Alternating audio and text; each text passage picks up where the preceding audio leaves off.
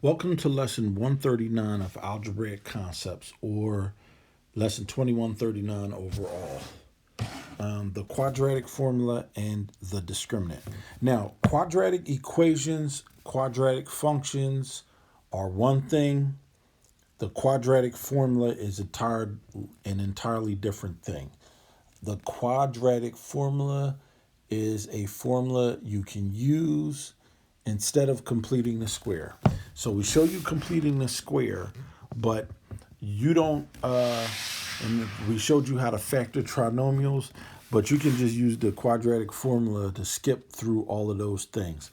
But we show you the long way so that you get familiar with doing your math and being disciplined and focused on solving that. And now we're going to show you the quadratic formula and the discriminant. So what are they? All right, here's our objective, our vocabulary. All right, so this is the quadratic formula. So a quadratic function or equation is what I've circled in black. That's what that is. This is the quadratic formula. It comes from completing the square. I'm not going to do the proof. You can look at a proof. Most of your math teachers will either do the proof or show you the proof in the math book. I'm just going to say this comes from completing the square. All right. The discriminant is the square root part. And the discriminant has a special function. It determines what the parabola, it determines where the x-intercepts are going to be.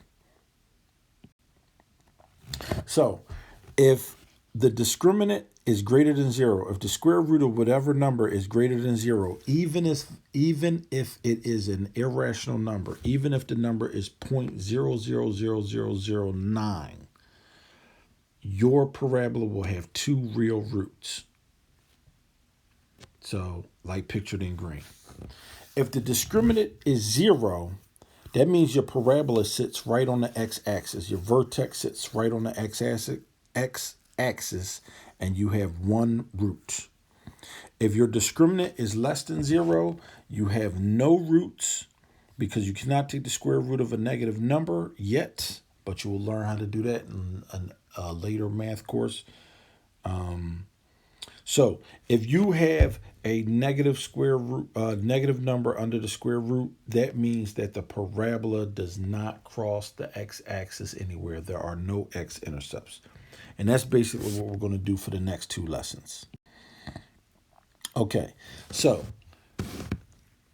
you'll get used to it. X equals negative b plus or minus the square root of b squared minus 4ac all over 2a.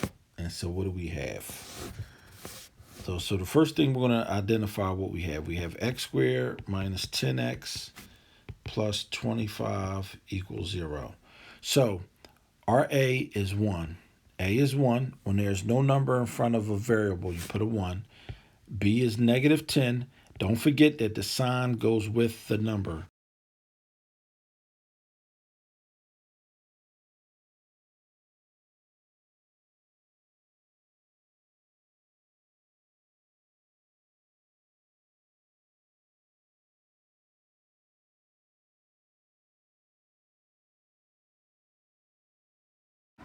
So those were our three examples. Please work on the practice problems, and I will see you at the end of the video for a recap.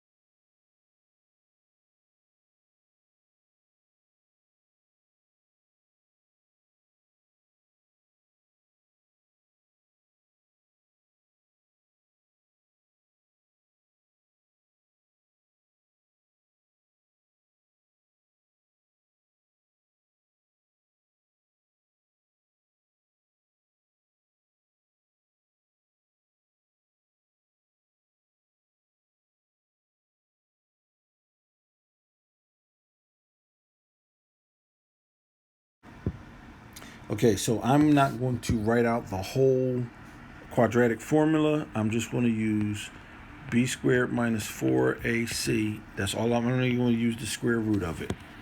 So b is negative 10 squared minus 4 times 1 times 20. 100 minus 20. 4 times 20 is 80. The square root. Yeah, I'm going to use the square root. I have to use the square root. All right, 100 minus 80 is 20. So this means you have two roots. That's what it means. Because it's positive, you have two roots. Okay.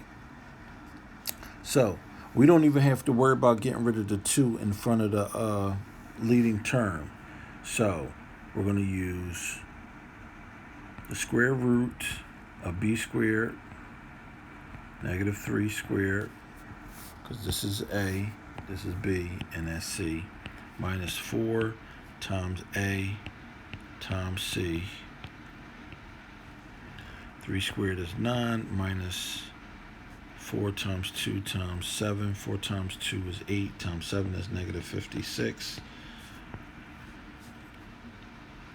equals 67. And so because it's positive, you get two roots.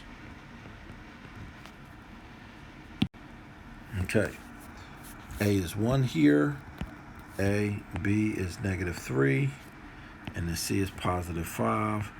The square root of b squared minus 4ac is the square root of negative 3 squared minus 4 times 1 times 5. 9 minus 20 is negative 11. No roots.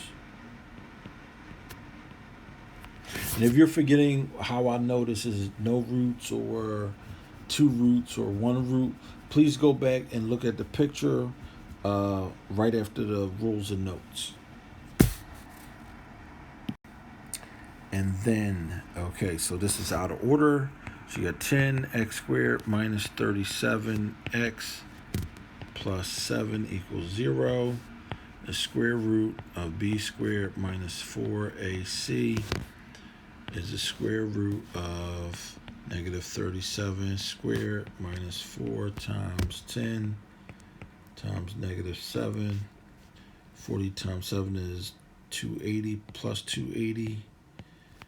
37 squared.